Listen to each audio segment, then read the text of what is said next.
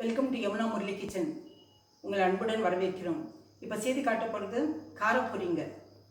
வீட்டில் சாயந்தரத்தில் ஸ்நாக்ஸுக்கு எதுக்காக கொடுக்கலாங்க. யார் வீட்டில் இருக்கவங்களுக்கு பொரி ஒன்றும் தொந்தரவு பண்ணாது, வீட்டில் சமைக்கிறது.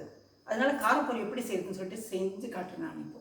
இப்போ அது தேவையான பொருட்கள் வந்து கடுகு பாருங்க, கடுகு, குருமிளகு, அப்புறமா கடலைக்கொட்டை, தட்டின பூண்டுங்க, தட்டி வச்சுருக்கேன். பூண்டு பாருங்கள், இந்த மாதிரி தட்டி வச்சு பொட்டோடு தட்டி வச்சுருக்கேன் நான். அப்புறம் கருவேப்பிலை, பொட்டுக்கடலை, வரமிளகா, உப்பு, தேவையான உப்பு போட்டுக்கலாம், மஞ்சள் தூள், வரமிளகா பொடி. இப்போ எப்படி செய்யுதுன்னு செய்து காட்டுறேங்க. இப்போ பாருங்கள், 1/2 கிலோ பொரி வாங்கி வச்சுருக்கோம், 500 கிராம்ஸு. இதை கட் பண்ண நமத்தி போகும்னு சொல்லிட்டு கட் பண்ணாமல் வச்சுருக்கேன். இதை எடுத்து கொட்டும்போது அது கட் பண்ணிக்கிறேன் நான். இது 1/2 kg பொரி, அவ்வளோதான். பாருங்கள், இப்போ பெரிய பாத்திரத்தில் எதுக்கு செய்கிறேன்னாக்க, கொஞ்சம் எனக்கு கலக்கி வைக்கிறது நிறைய பேர் இருக்கிறதுனால நான் பூரி அதிகமாக செய்கிறேன். இது கலக்கிறதுக்கு ஈஸியாக இருக்குங்க, அதனால் பெரிய பாத்திரமாக வச்சுருக்கேன். பயந்துடாதீங்க நீங்கள்.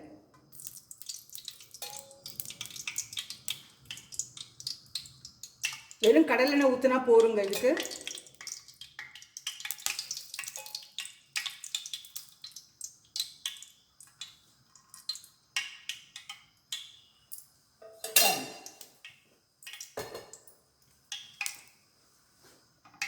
இந்த மாதிரி ஒரு பெரிய பாத்திரத்தில் ஒரு பெரிய நீங்கள் குக்கரை வச்சுக்கலாங்க. 100 கிராம் 200 கிராம் பொரி வாங்க போகிறீங்க, அவ்வளோதான். நான் வந்து 500 கிராம் வாங்கி வச்சுருக்கேன். அதுக்காக பெரிய பாத்திரத்தை வச்சுருக்கேன் நான். இப்போ எண்ணெய் ஊற்றணும். எண்ணெய் காஞ்ச பிறகு கடுகு போடலாங்க.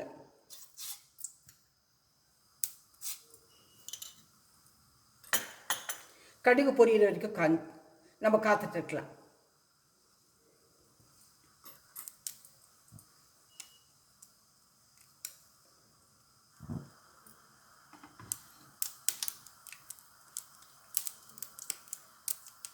கடுகு பொரியுதுங்க.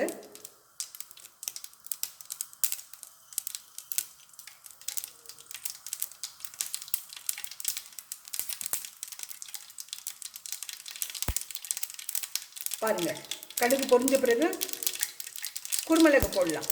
குருமிளகு தட்ட வேண்டாம், அப்படியே போடுறதுங்க. பாருங்க, 1 நான் ஒரு 1.5 ஸ்பூன் போடுறேன் நான். பாருங்கள், 1/2 ஸ்பூன்.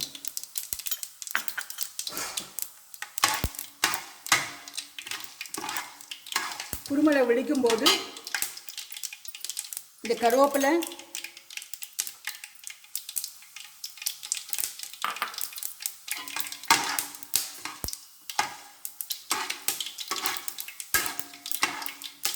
மிளகா போடலாங்க.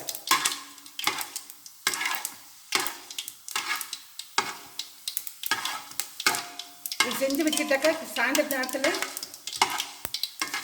நம்ம காஃபி டைமுக்கு இந்த ஸ்நாக்ஸ் சாப்பிடலாம்.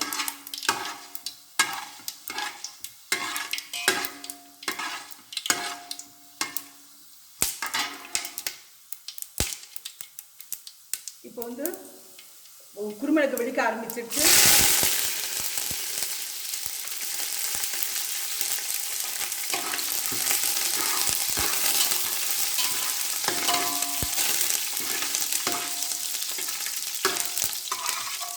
பாருங்க, இந்த மாதிரி வரமிளகா போட்டு பூண்டு, கட்டின பூண்டை போட்டுலாங்க. இந்த எண்ணெயில வறுக்கலாம்.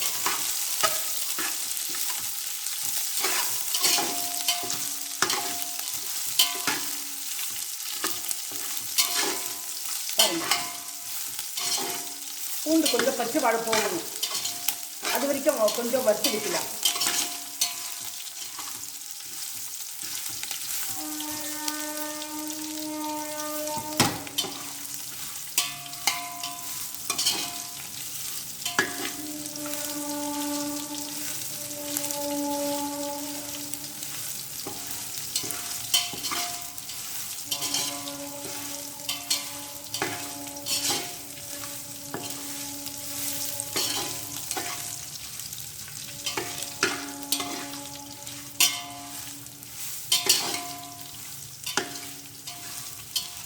பூண்டு வறுத்த பிறகு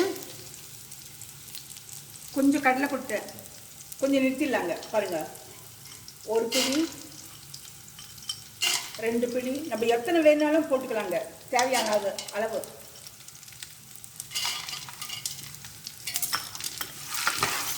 பச்சை கடலை கொட்டைங்க, வறுத்தது கிடையாது.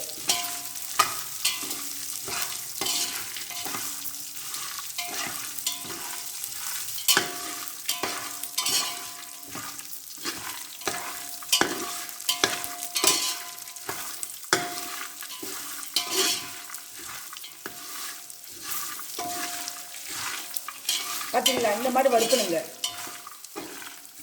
இது கொஞ்சம் வறுத்த பிறகு பொட்டுக்கடலை போடலாங்க.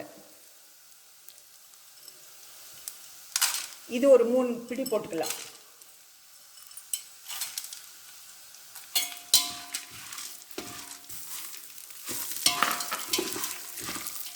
போட்டுட்டுக்கு இதுக்கு தேவையான உப்பு போடலாங்க. பார்த்தீங்களா, தேவையான உப்பு போட்டு நம்ம நல்லா இது எண்ணெயில் வறுக்கலாங்க.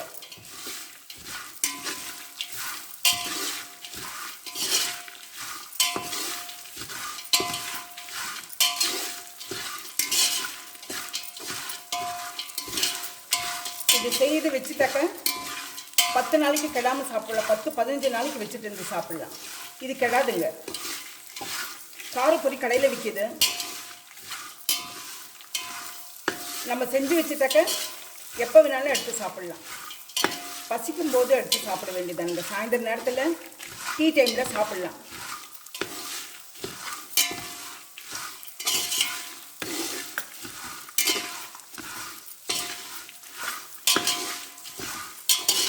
பார்த்தீங்களா,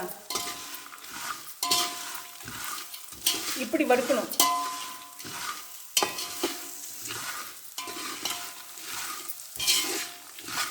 இது கொஞ்சம் கடலை கொட்டை கொஞ்சம் சிகப்பாகணுங்க. ஏன்னா பச்சை கடலை கொட்டை இல்லைங்களா, பச்சையாக போடுறதுனால நம்ம கொஞ்சம் வறுக்கலாம். வறுத்து கடலை கொட்டை இருந்தாக்க கடைசியில் போடலாம். ஒவ்வொருத்தர் வறுத்து கடலை வாங்கி வச்சுருப்பாங்க, அது போடணும்னு நினைப்பாங்க. அது போடும்போது கடைசியில் போட்டுக்கலாங்க. அது பொரி போடும்போது இது பச்சை இருக்கிறதுனால நான் முதல்ல போட்டுடுறேன், எண்ணெயில் வறுத்துடுறேன் நான்.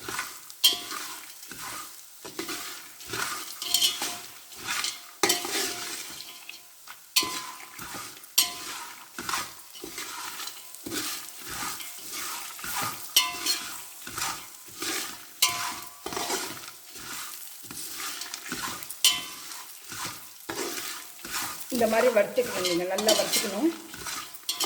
பூண்டு பச்சை வாடை போகணும்.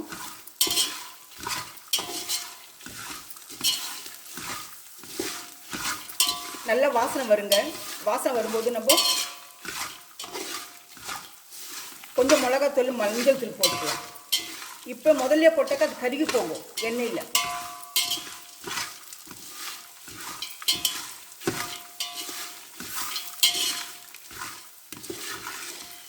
பார்த்தீங்களா,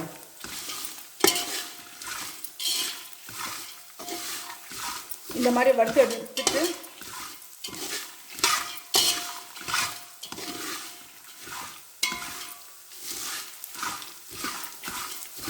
பூண்டு பச்சை வாடை போன பிறகு கடலைக்குட்டையும் நிலக்கடலையும் இந்த வறுத்த கடலையும் கொஞ்சம் எண்ணெயிலே இது ஆகணுங்க. அது தேவையான உப்பு மட்டும் போட்டிருக்கேன்.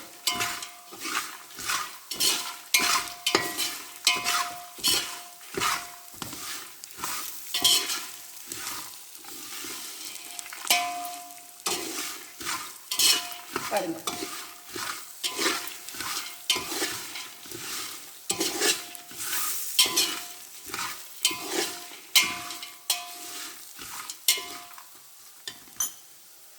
இப்போ நம்ம மஞ்சள் பொடி கொஞ்சமாக போடலாங்க. பாருங்கள், இவ்வளோக்கு அந்த மஞ்சள் பொடி போட்டால் போதும்.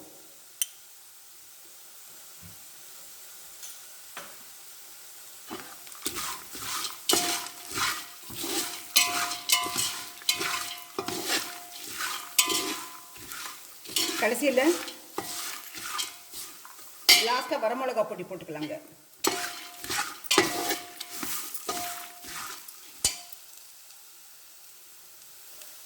நம்ம வரமிளகா போட்டிருக்கோம், ஒரு 10-15 போட்டிருக்கேன். எனக்கு கொஞ்சமாக போட்டிருக்கேன், அது 500 கிராமுக்கு பத்தாது. அதனால வரமிளகா பொடி போட்டுட்டாக்க கொஞ்சம் நல்லாயிருக்கும்.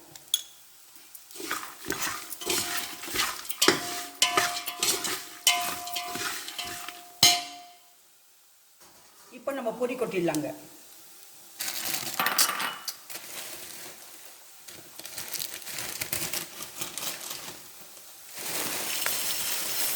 பொடி பாருங்களேன், போடும்போது நல்லா எடுத்து கொட்டுறேன்.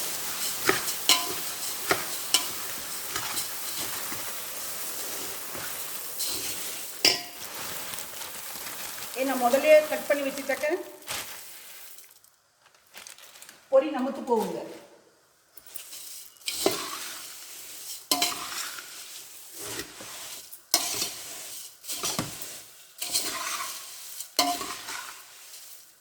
பொடிக்கு தேவையான உப்பு அதில் போட்டு வச்சுருக்காங்க, கடையிலேயே போட்டு வச்சுருப்பாங்க. நம்ம கடலை போட்டு நிலக்கடலைக்கு பொட்டுக்கடலைக்கு தகுந்த மாதிரி இப்போ நம்ம உப்பு போட்டால் போதும்.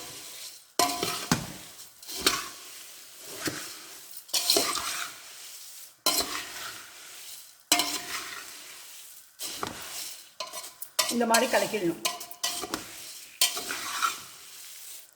காரம் கம்மியாக போட்டிருக்கேன், நீங்கள் வேணா காரத்தை கொஞ்சம் அதிகமாக படுத்திக்கோங்க நீங்கள் வேணுமென்னா.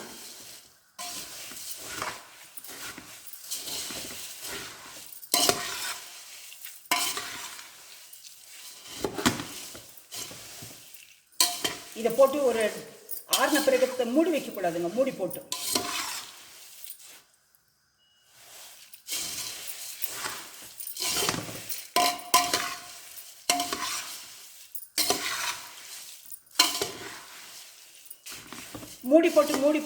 மூடி போட்டு வச்சாக்க நமுத்து போகும். அதனால அப்படியே வச்சிருந்து கொஞ்சம் ஆற வச்சு ஒரு டப்பாவில் கொட்டிடுங்க, மூடி போட்ட டப்பாவில்.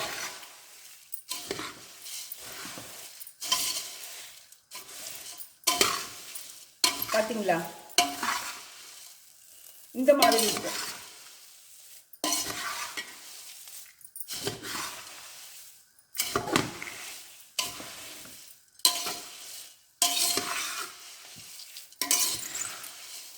இது போருங்க, நம்ம வறுத்தது போரும். இனி ஸ்டவ் ஆஃப் பண்ணிடலாம்.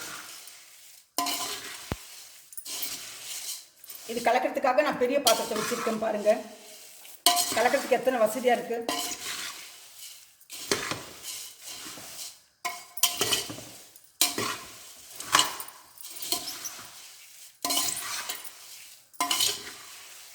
இதெல்லாம் எல்லா பக்கத்துலேயும் நல்லா உப்பு காரம் இதெல்லாம் கலக்கின பிறகு நம்ம ஆஃப் பண்ணிடலாம்.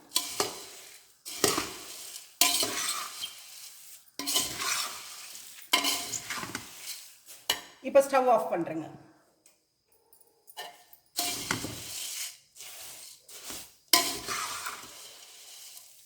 இதை எடுத்து உங்களுக்கு காட்ட முடியாது,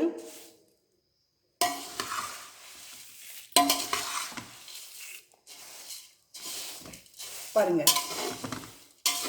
இந்த பாத்திரத்திலே மொறுமொறுன்னு இருக்கட்டும், இது டிரான்ஸ்ஃபர் பண்ண முடியாது சூட்லேயே. சூடு கொஞ்சம் கம்மியான பிறகு ஒரு பாத்திரத்தில் போடுறாங்க, சூடு கம்மியாகட்டும், ஃபுல்லாக கம்மியாகணும். அப்புறமா ஒரு பாத்திரத்தில் போட்டு அடைச்சி வச்சாக்க 15 நாள் இருந்தாலும் கெடாதுங்க, நம்ம எடுத்து சாப்பிடலாம்.